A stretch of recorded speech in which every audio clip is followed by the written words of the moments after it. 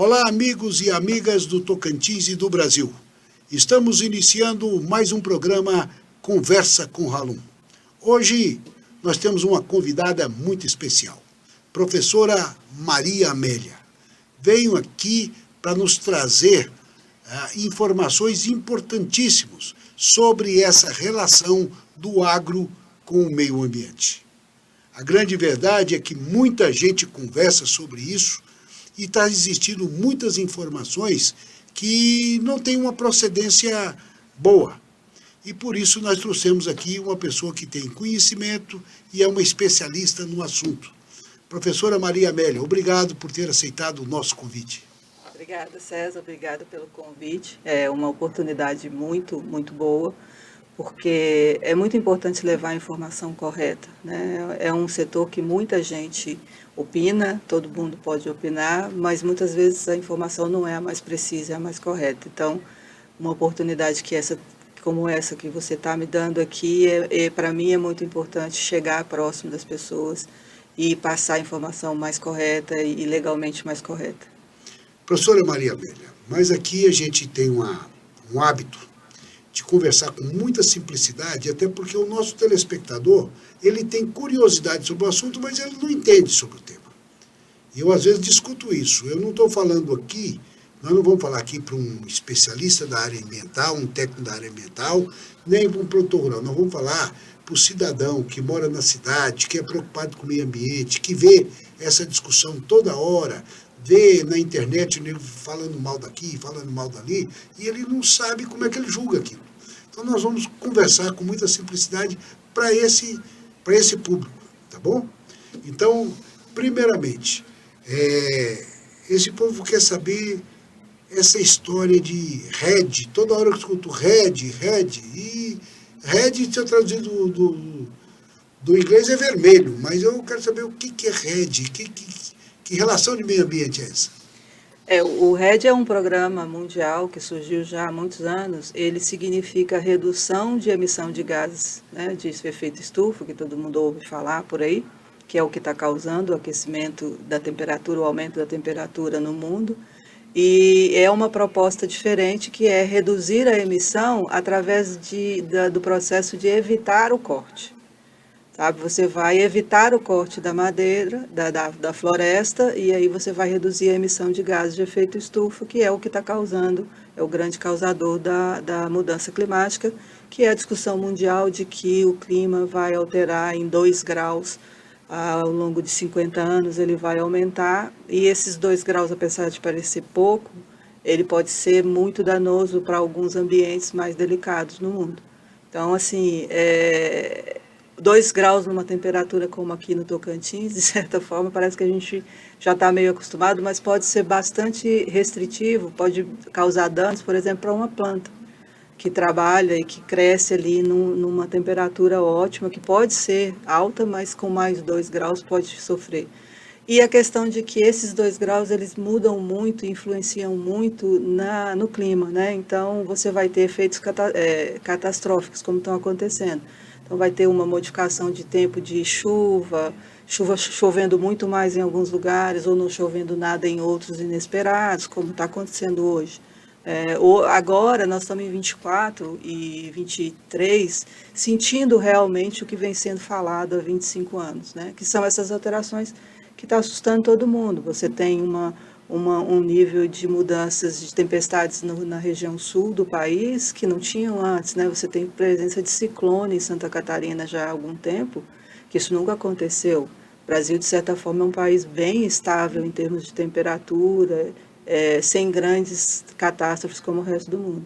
Então, esses 2 graus fazem uma diferença muito grande, principalmente no clima. Então, você vai alterar a chuva, vai ter mais seca, vai ter incêndio. Professora Maria Amélia, então vamos lá. Eu preciso controlar essa emissão de gases.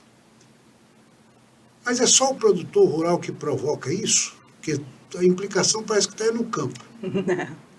Não, na verdade, o campo pode ser até um dos heróis dessa história, vamos dizer assim, né? Não herói, talvez não seja a palavra correta, mas o campo é o que pode dar a condição da redução desses gases, porque a atividade humana na Terra, ela emite gás carbônico, né? O maior emissor hoje são o uso de combustíveis fósseis, que não é o caso do Brasil, ele vem muito mais dos Estados Unidos e da Europa, que é usar carvão, usar gasolina, as geradoras de energia elétrica na Europa, que são a base de materiais radioativos, todos esses fatores são os grandes poluidores. A indústria mundial uma das grandes poluidoras.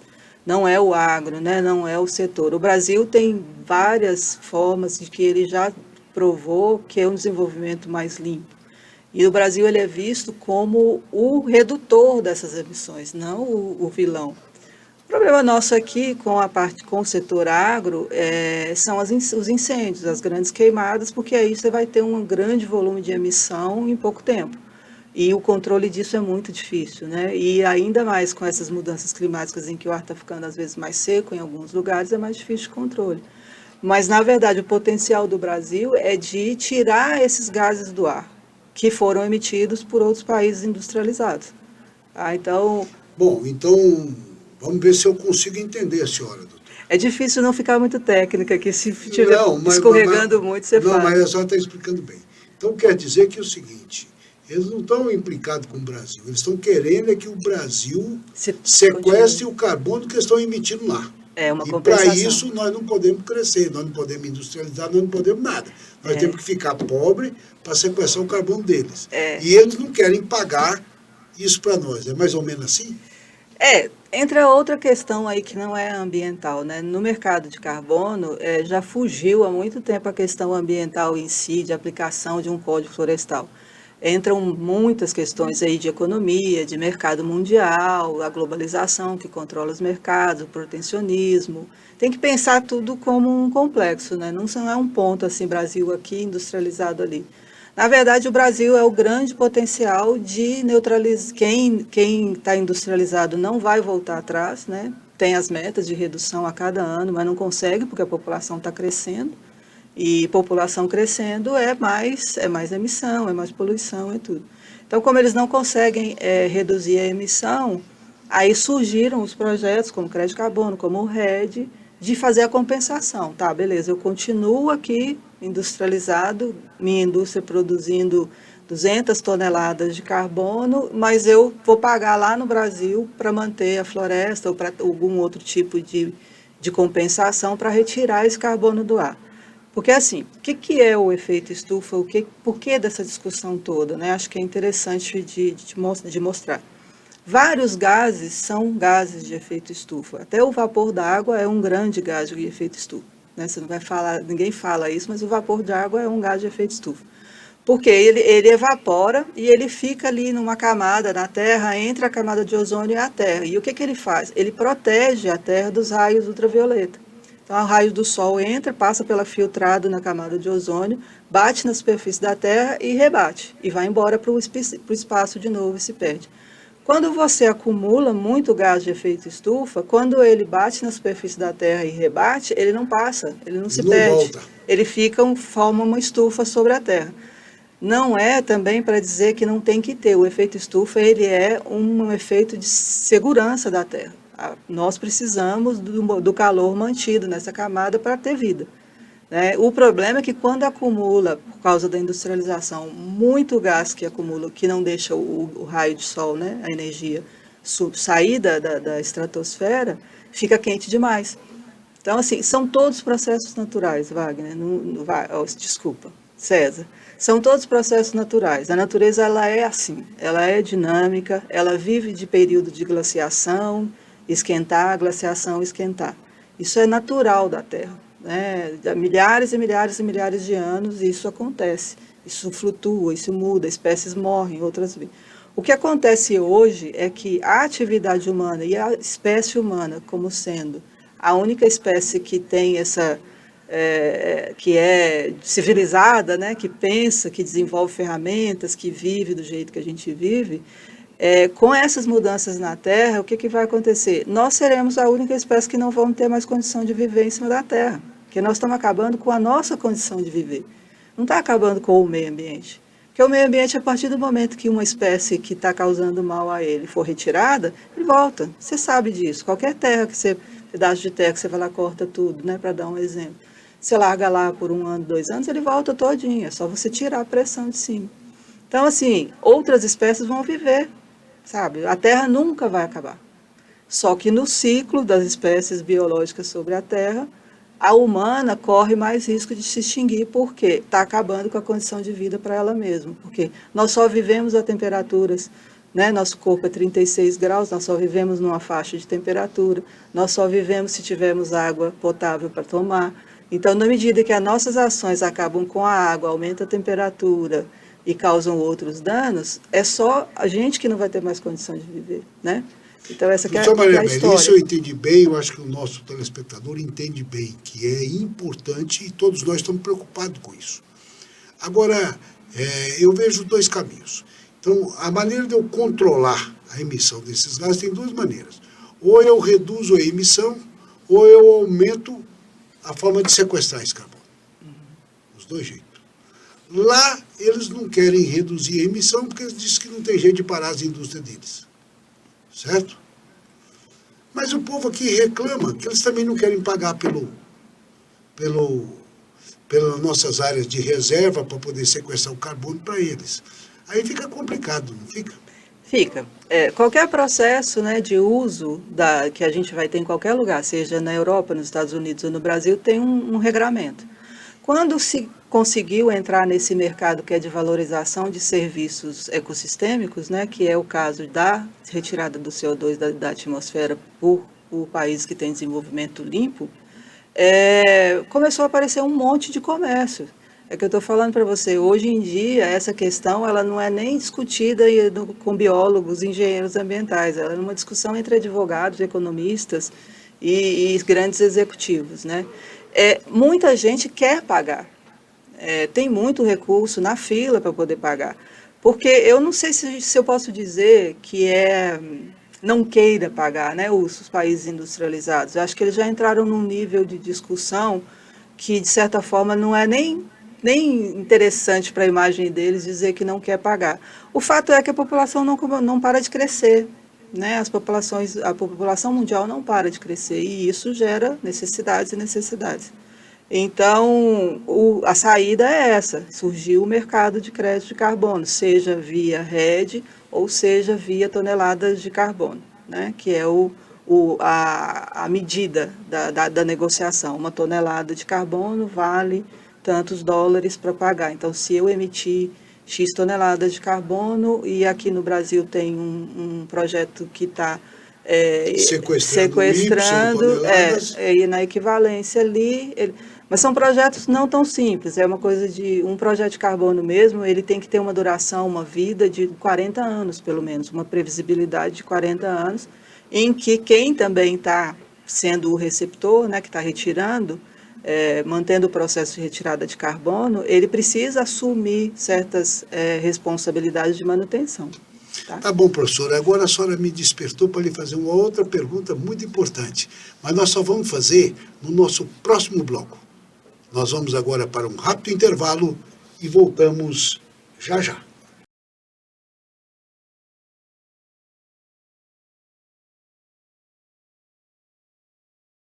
Estamos de volta com o nosso Conversa com Halum. Aqui com a professora Maria Amélia. E importante que a senhora hoje já nos orientou muito e nos mostrou um caminho importante. Eu queria lhe perguntar, se eu emito carbono lá na Europa, eu sequestrar o carbono aqui na América do Sul, é o mesmo efeito? Isso dá certo? Ou tinha que sequestrar lá perto? Não, a ideia é essa que eu falei da cobertura de proteção da terra, ela é mundial, né? Então não importaria.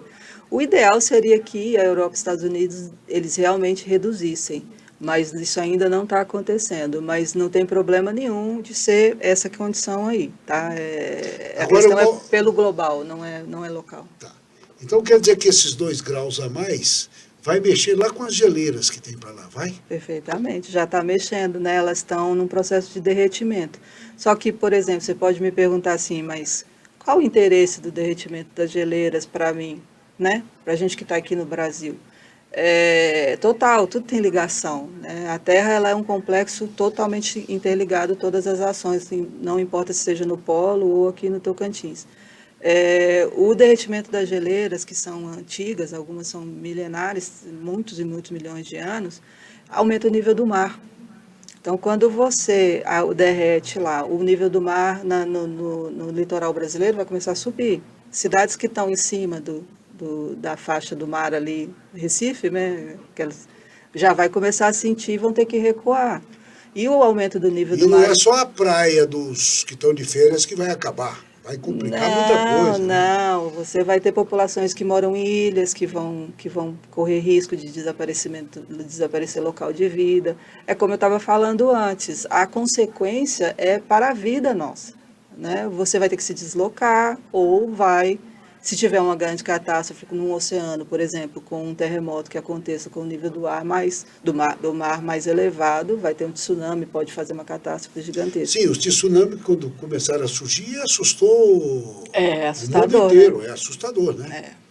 E é um movimento que você não vê, né? Ele acontece lá no alto mar, em profundidades muito grandes, muito fundo, e aí dá o tremor e desloca a água. Vai chegar na Terra em algum momento. Eu tive um amigo, professora Maria Amélia, eu digo que eu tive porque ele já se foi, e era um cara muito inteligente. E ele surgiu aqui na época que estavam desbravando aqui o norte e construindo a Belém Brasília.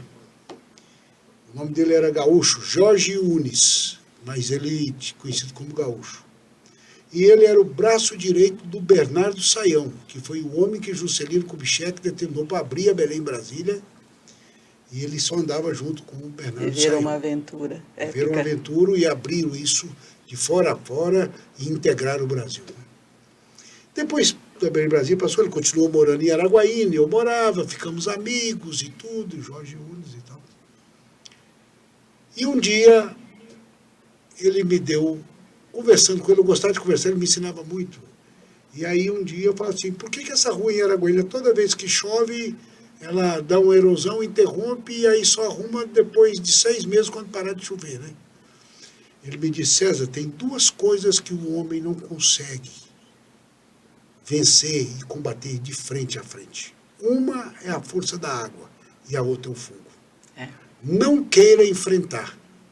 Então, a água a gente conduz, desvia para onde a gente quer. O fogo também a gente desvia como agora. E de frente, fala assim, eu vou vencer aqui no peito, está perdido. Então, não tem jeito. Por isso que apareceu, então, desvio do rio, faz uma galeria pluvial, bota uma escada para morder. E aí foi dando as técnicas de engenharia para resolver. Então, quando a senhora diz isso aí do tsunami e tal, eu lembrei do meu amigo Gaúcho. Tenho uma alegria por ele, porque Deus foi muito bom comigo. E Deus me deu a oportunidade, numa época, de ser deputado estadual e no parlamento.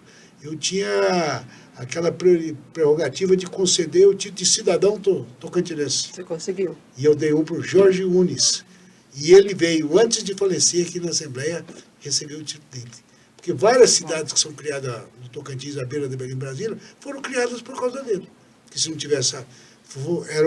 Tinha um acampamento da construtora, isso. E aí eles seguiam para um terço para frente, a população que ficava ali fundava uma cidade, né? E assim foi, e povoou essa região. E eles caminhando para o meio da mata, deserto total, né? Totalmente remoto. E eu me lembro bem quando ele disse para mim, a água e o fogo o homem não vence, não dá conta. Pois é, nessa discussão ambiental toda e com as mudanças climáticas, uma coisa que eu costumo dizer, César, é que a água é um recurso que você vai perder ele sempre. Né? Se você vai ver, ela não é criada em laboratório, ela é um ciclo. Ela cai, evapora, vai para o céu, cai de novo.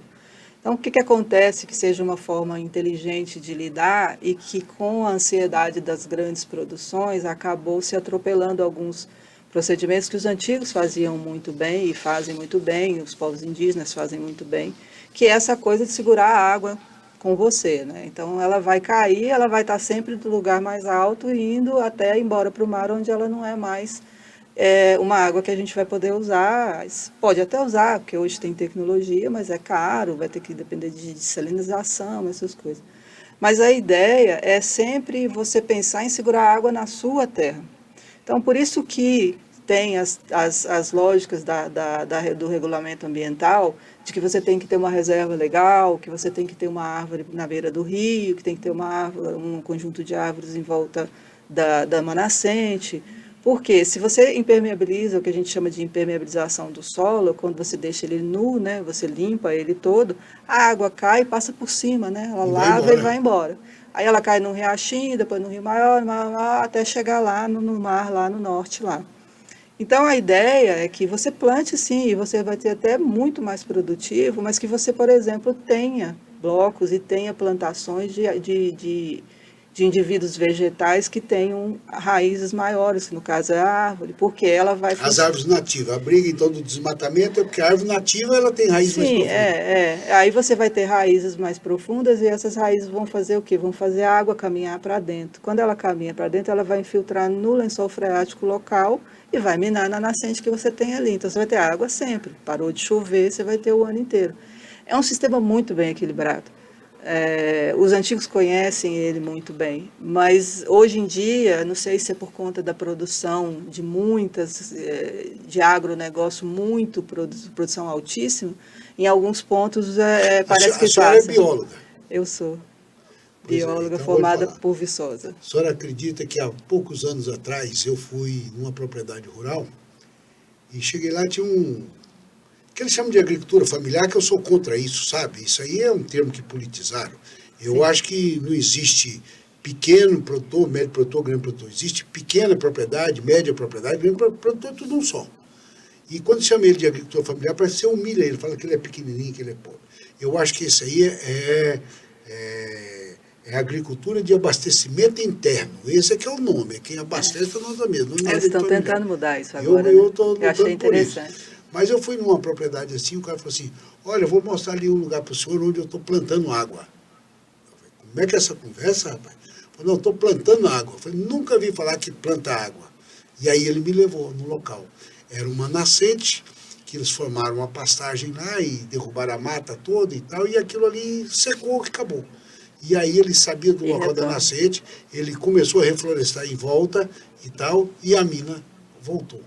Então, aí que eu entendi que existe esse de plantar água. Então, planta água mesmo, professor? Planta. Tem o município de Extrema, em Minas Gerais, que foi um dos primeiros projetos públicos de produtor de água, chama produtor de água.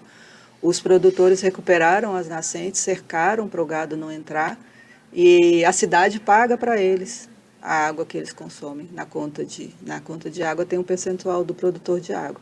Se planta água. Então nós tínhamos que falar isso com a BRK aqui no Tocantins, porque ela pega a água lá do Taquarussu e vende muito caro para a nossa população e não paga nada para ninguém. Então nós temos que buscar isso aí, né? Tem projetos muito interessantes e o que é interessante da natureza é isso. Se você também exauriu ali, mas se você muda de ideia e volta, ela volta muito rápido. Ele plantou, ele cuidou da nascente, voltou. 3 ou 4 anos depois ele tinha água lá. Tem um caso muito interessante em Minas Gerais, eu não sei se você conhece, é uma pessoa muito famosa, um fotógrafo mundialmente conhecido, chamado Sebastião Salgado. Ele é da região de Minas Gerais, que tem os fragmentos de Mata Atlântica, e ele herdou do pai e do avô dele uma fazenda, em Manhuaçu, Minas Gerais. Limpo, porque lá é muito morro, né? Estava tudo limpo, só a sedezinha da fazenda aqui no meio. Ele decidiu com a esposa que ele ia recuperar. Ele plantou, assim, milhões e milhões de muda, ele tinha condições, né, de assumir o projeto pessoalmente. Plantaram milhões, fizeram projetos de treinamento, de capacitação para o pessoal da região e tudo. Ele recuperou a fazenda por completo. Hoje tem, se eu não me engano, 15 anos. Ele já registrou 1.000 nascentes d'água que retornaram na fazenda, só pelo plantio de fazer voltar ao natural. Isso é fantástico, né? É por isso que às vezes, fala assim, às vezes critica, mas às vezes eles gastam R$1 milhão para fazer um show e não gasta R$1 milhão para fazer um viveiro, para distribuir muda, para todo mundo poder plantar e fazer no seu quintal, na sua chácara, ter oportunidade de reflorestar, de fazer, né? E depois quer criticar ainda o meio ambiente. Não, porque a produção... Não, chefe, tudo tem um jeito de ajeitar, não tem, professor? Eu gosto muito de estar em contato onde que eles estão falando que está pior, porque eu não acredito que todo mundo é o tempo inteiro assim. Por isso que eu gosto de estar em contato com o produtor. Eu tive essa oportunidade quando eu trabalhei na Secretaria de Meio Ambiente com o CAR, e é muito interessante conversar com eles, não só pegar... A senhora sente que o produtor quer ajudar a preservar o meio ambiente? Tem muita gente. E tem muita gente que tem uma noção muito boa do que é uma terra equilibrada. Ele só não está, por exemplo, com 15 metros de faixa de mata ciliar, ele está com 14, com 10, sabe? Isso, mas porque a lei está lá dizendo que é 15, e uma pessoa que não tem a sensibilidade de lidar com isso, vai lá e bota uma multa nele, aí já adoece o cara, porque ele nunca foi multado na vida, como é que pode ele... Estão falando que ele é bandido, essas coisas. Eu acho que tem que ter muita sensibilidade para cuidar do assunto. E existem muitas soluções para poder trabalhar com o meio ambiente, que eu também acredito que o interesse maior é do produtor. Nenhum ambientalista tem tanto necessidade e interesse na questão ambiental quanto o produtor, porque a matéria-prima dele... Se lá não estiver bem, quem vai perder é ele, não é? A produção dele depende. A produção dele depende do meio ambiente, né? É por isso que a gente às vezes contesta, porque eu vejo exemplo como esse que a senhora disse aí, que às vezes machuca as pessoas. Né? Adoece. Eu já vi pessoas adoecer, já vi gente... Conheço o caso, que aqui não é o caso, nós estamos falando sobre o agro e o meio ambiente, não é para contar a história, mas eu conheço de gente que suicidou, porque foi humilhado por um fiscal na propriedade dele. Algemou ele, levou algemado. Ele tinha tanta vergonha na cidade que quando ele saiu da cadeia, ele suicidou. Acontece de tudo. A gente vê, conversando com as pessoas, a gente vê pessoas muito sofridas com isso também, pequenos proprietários. E eu acho também que no meio, César, como qualquer meio, né, como no do meio ambiente ou no meio agro, existe sempre o bom e o ruim também. É separar o joio do trigo e não só botar uma tarjeta lá de que tudo é ruim. Eu acho muito fácil virar e falar assim, está tudo errado com vocês e ponto, acabou, e eu vou aplicar uma lei porque é fácil.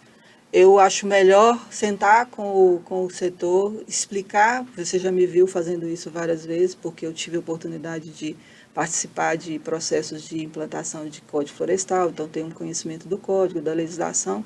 Eu quero explicar. Se eu te explicar tudo direitinho, você continuar fazendo, aí você merece uma fiscalização, mas... Desconhecimento eu vi em quase 100%. A parte educativa, os nossos órgãos ambientais, tanto estadual quanto federal, não fazem a parte educativa que deviam fazer, são sempre punitivos, e isso é muito ruim e atrapalha muito. Olha, o assunto está tão bom, rapaz, mas infelizmente tempo de televisão é ligeiro demais. Já encerramos mais um bloco, mas vocês continuem aí, o assunto é importante, ainda tenho muitas coisas para falar com a professora Maria Amélia, e o Conversa com Halum volta daqui a pouquinho.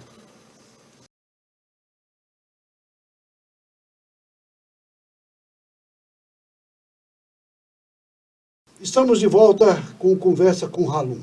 É uma pena, professora Maria Amélia, é o nosso último bloco, e a gente tinha tanta coisa para conversar, a senhora tem tanta informação armazenada dentro dessa cabeça, que poderia ajudar tanta gente nesse estado Tocantins, nesse Brasil e no mundo afora. Mas nós vamos ter outras oportunidades. Mas me diga o seguinte, professora,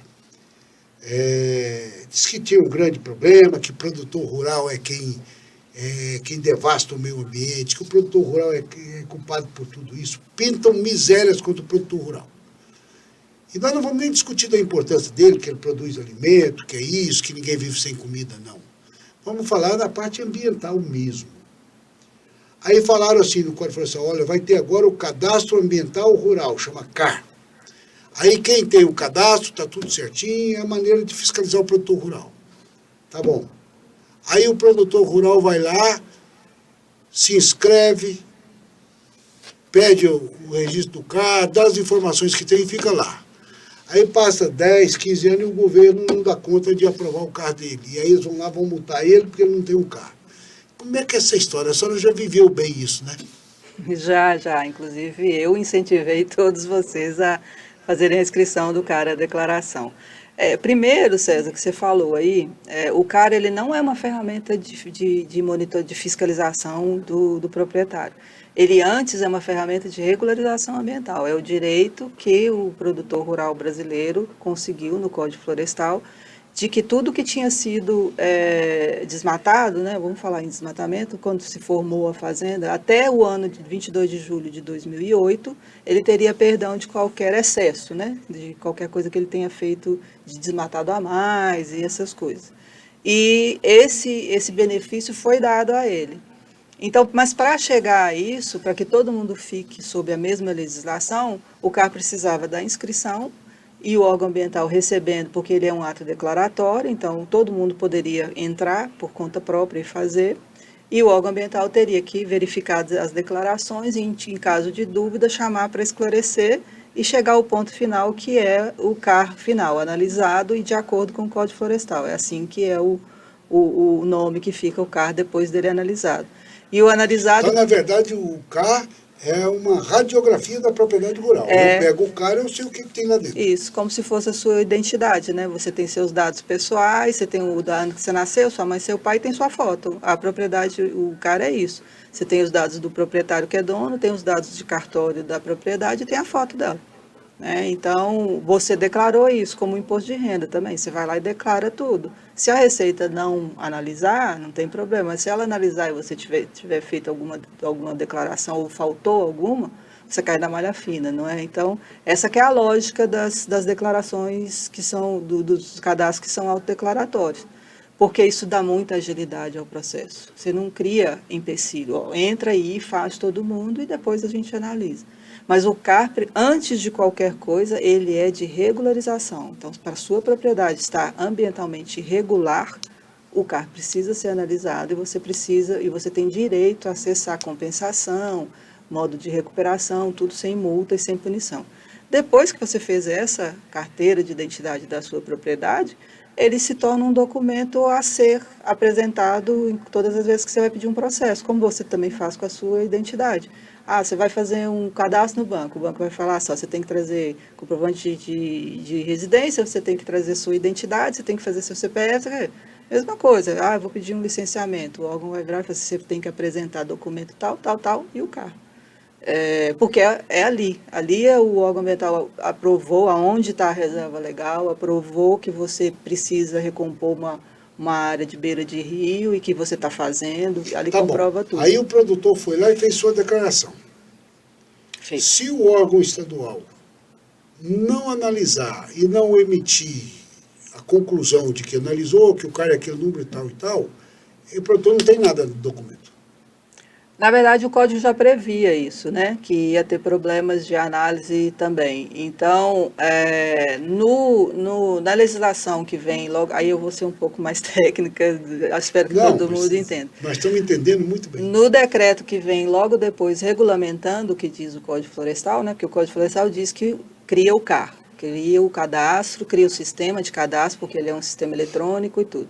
E o decreto 7830, num parágrafo, diz que, em caso de não manifestação do órgão ambiental sobre pendências e sobre dúvidas, o CAR ativo é documento efetivo para qualquer lei, para qualquer efeito de lei, tá?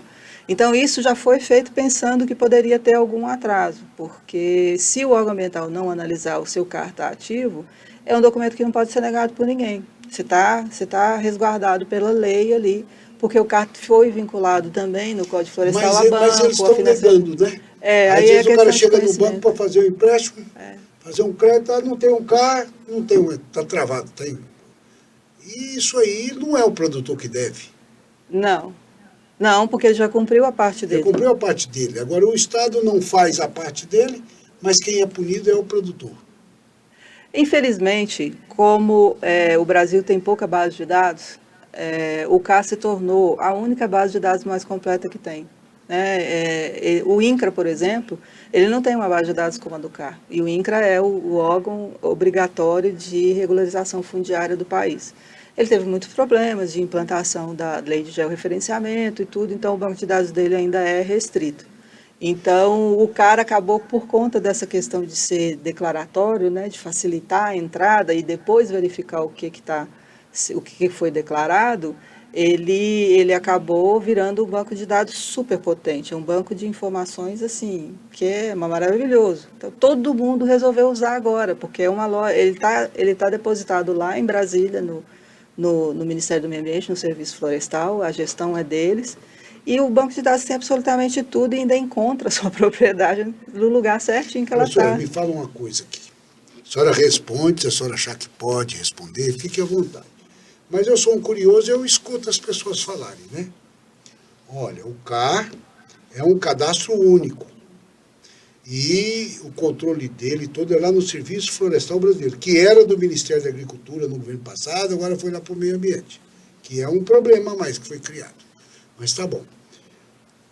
Então, os estados analisam aqui, tem que jogar no sistema que vai lá para o Serviço Florestal Brasileiro, e lá que eles analisam, lá que eles dão um número e o ok do CAR dele. Se o órgão do estado aqui não tiver ligado ao Sistema Florestal Brasileiro, está valendo nada. Não, na verdade isso está no Código Florestal e no decreto. Todos os estados têm que usar um sistema que é integrado. Mas eu tenho informações que o órgão do estado aqui, e não adianta a gente coisar, o Naturatins não lança isso no Serviço Florestal Brasileiro. Quer dizer que nós não temos nada de cara, então. No sistema, não. E como a legislação diz que quem é o gestor do banco de dados, como você falou, é um cadastro único, é um banco de dados único, né? Então, o que vale é aquele número enorme que tem lá. Os estados eles poderiam ter sistemas próprios, desde que completamente integrado ao banco de dados. Então, aqui no estado tinha um sistema próprio, mas todo dia, à meia-noite, todos os cadastros que entravam eram migrados para lá. E aí gerava o número federal, que é o número de CAR para qualquer efeito de busca, né?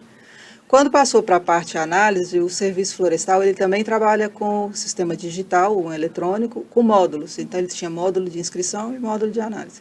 O Serviço Florestal disponibiliza um módulo de análise para os estados, então você tem uma parceria já, os estados todos têm, os 27 estados têm, e você pega o sistema e analisa. O sistema são 62 itens que são declarados na hora da inscrição. E o técnico tem que checar um a um esses 62 itens e dar a validação de cada um deles. Aparece lá a bandeirinha verde, validei. O que eu não validei, eu escrevo uma justificativa do porquê não. Sim. E ele gera um relatório automático ao final. Então, se tem pendência, o proprietário já recebe o relatório automático dizendo qual é a pendência. Tá, mas veja bem, vou insistir um pouquinho com a senhora. Pode insistir. Bom, aí ele fez isso. Aí o Naturatins analisou aqui no papel. Tá. Porque o Naturatins falou assim, não, esse ano nós já analisamos tantos mil CAR, tal. Tá bom. Mas não está lá no Serviço Florestal Brasileiro. Não. Então... É porque para efeito de buscas, o banco de dados do CAR é o do Serviço Florestal. Tá, então se eu chegar num banco da Amazônia, por exemplo, vou lá para fazer um financiamento, aí o cara pede o meu CAR. Aí eu entrego só o papel que o Naturatins me deu. Aí ele vai lá no cadastro, lá do Sistema Florestal Brasileiro, não está lá. Aí o banco não me empresta o dinheiro. Ele entrou, todos entraram na inscrição. Ele só não entrou o status analisado. Ele vai estar lá como ativo, aguardando a análise. Aí essa que é a confusão que está acontecendo com os bancos e que eu falei daquele artigo do decreto, que o CAR ativo ele é documento suficiente. Por quê? Criou-se filtros automáticos na hora da entrada, é o mesmo filtro do INCRA. Se você inserir uma propriedade dentro de um sistema, né, que é o georreferenciamento, não sei se todo mundo entende, mas se ele montuou um no outro lá, o sistema na mesma hora vai dizer que está sobrepondo, que está em conflito.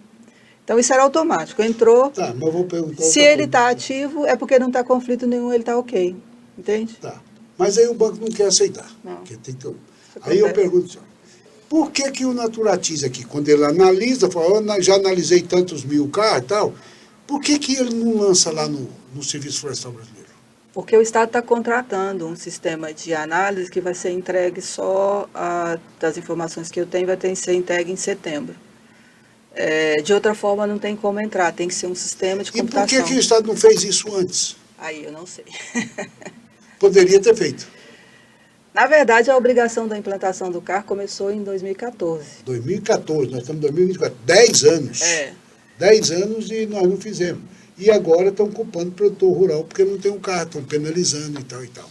Então é por isso que quando às vezes a gente defende, o cara fala assim, não, porque tem um lado. Não é ter um lado, nós estamos procurando o correto. Então não adianta querer punir o produtor, né? Então se o Ministério Público está indo atrás do produtor, munindo, instaurando ação contra eles e tal, faça contra o Estado também, que não está cumprindo sua parte, que é de emitir o CAR, não é?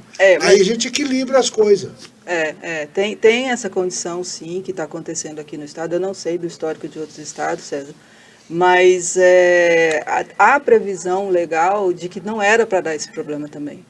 O problema é que, como também está todo mundo num mercado que está cobrando regularização ambiental e sem entender, de novo, é uma grandíssima falta de informação, né, falta de conhecimento. O próprio código previu que poderia ter atrasos e não podia prejudicar, o sistema produtivo não podia parar. A ideia, eu participei como técnica da Secretaria de Meio Ambiente em todos os encontros nacionais dos 27 estados do Brasil de implantação do CAR. De 6 em 6 meses a gente se encontrava, ficava 7 dias lá em Brasília, num hotel, discutindo. E foi muito, porque todo mundo, muito bom, né? Todo mundo trazia informação, trocava informação e tudo. E a lógica era isso, vai se implantar uma coisa, é trocar pneu com o carro andando. Então não pode parar, o setor produtivo não pode parar para que o órgão ambiental analise. Já se sabia que ia ter dificuldade de pessoal, de estrutura, eu concordo, olha, é tolerável. Atrasou 6 meses, atrasou 1 ano, mas 10 anos é muito, né? Aí entra, né, nas condições de como mudou o governo federal, mudou o governo estadual, mudou a equipe técnica. É uma questão de saber priorizar, né? Aí é gestão, né? Aí é questão de gestão. E nós estamos falando de 10 anos para cá, não estamos falando só de agora não. 10 anos para cá, nós falhamos muito nisso aí. Isso. Né? Professora Maria Amélia, o tempo acabou. Que pena. Triste, né? Agora que a gente ia entrar no assunto bom, né? Você gosta desse assunto, né, César? Você está gostando de... Mas sabe por quê? Porque eu estou muito preocupado com isso, sabe? Eu acho que nós estamos tendo dificuldades, a população está aumentando, a necessidade de alimentos, a demanda de alimentos está crescendo e nós não podemos parar a produção. É muito preocupante. Por exemplo, eles falam, o Tocantins é o estado que mais desmata no Brasil.